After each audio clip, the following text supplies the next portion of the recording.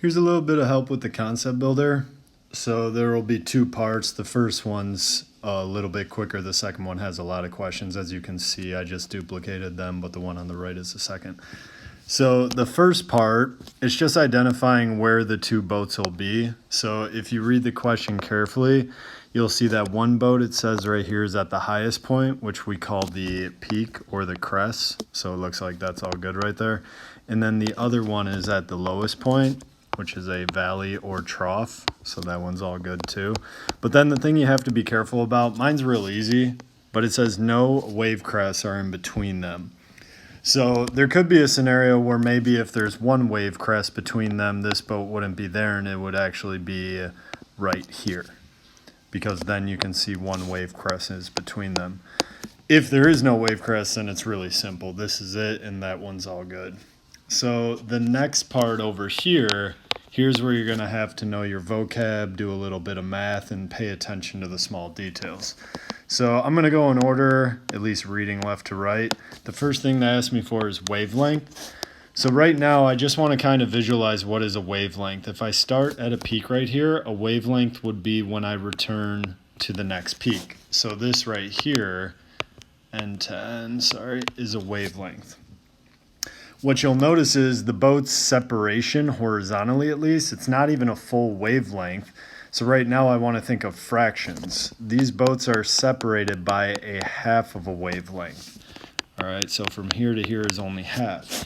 They did tell me that distance, it's 24 meters.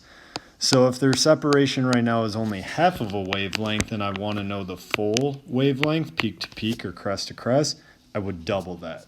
So the wavelength then would not be 24, that's only half, it would be 48 meters. All right. The next two, frequency and period, you need to know your definition. So I'm going to kind of write them real quick down here. Frequency is how often something occurs. So it's number of cycles occurring in a second.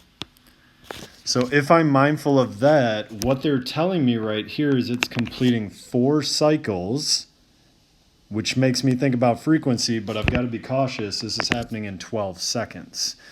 If it said it's completing 4 cycles in 1 second, then 4 hertz would be the frequency, but it's 4 cycles in 12 seconds, so really simple. Let's actually simplify that. It's 4 cycles in 12 seconds. So if I just reduce this, this will then come to be, what was that, 1/3? So it's saying it's going to complete a third of a cycle every, sorry, it keeps jumping on that with my palm, every 1 second. All right, so frequency is then 1/3 of a hertz. That means that it's not even completing a full cycle every second, it's just completing a third of a cycle. All right.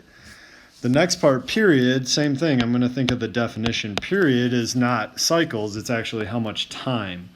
So time to complete a cycle. If I know the definitions, again, think about what you were given. You were given that it takes 12 seconds to complete 4 cycles. So I'm going to use that same information, but do it opposite. Period is time on the numerator over how many cycles it's completing. In this case, it's completing 4. So again, I'm going to reduce that.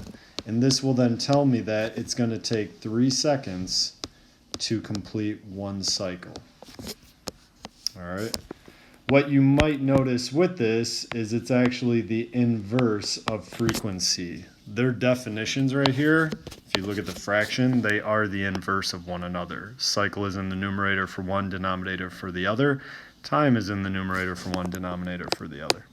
All right, almost there. So next part, I'm going to erase this so you can see the information up here. The amplitude, it says that the distance between the boat's highest and lowest point, which is a crest and a trough, is 3.6 meters. The issue, though, is amplitude is not measured from highest to lowest. It's measured from a peak or a trough to equilibrium. So the amplitude is actually only this much right here. Real simple, though, if the total height from this top to bottom is 3.6, the amplitude is just half of that. All right, so simple math there. Oop, not speed, sorry.